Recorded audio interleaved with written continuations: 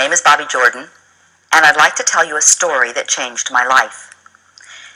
When I first came to California, I had a very good friend who lived in a tiny community, and she's the person who told me this story, so I have it secondhand. At that time, a young priest came to that community, and we're going to call him by the name of John.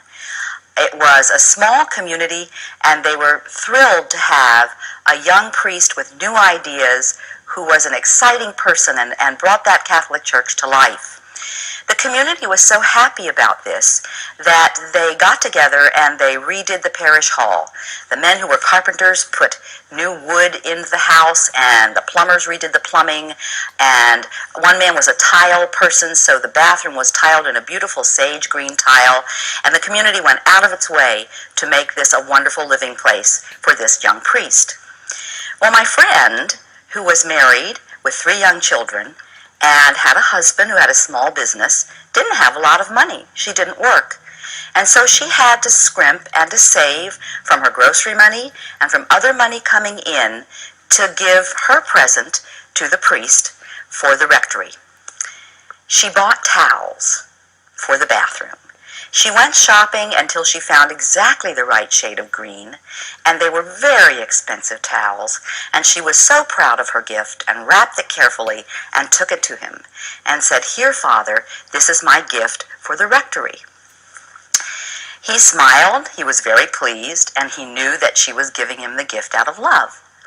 About a year later, my friend went to Annie's house. Annie was a woman who had just lost her son, and so all the women in the community were taking casseroles and giving comfort because the son was a young boy, and Annie was quite depressed.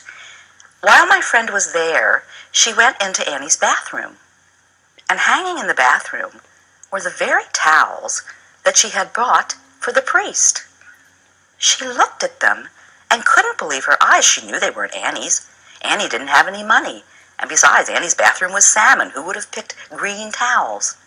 She went back out. She didn't say a word to Annie. Instead, the next day, she went to the rectory, knocked on the door, had a small conversation with Father, and then said, "I don't understand. I was over at Annie's yesterday, and I saw the towels that I gave you hanging in her bathroom."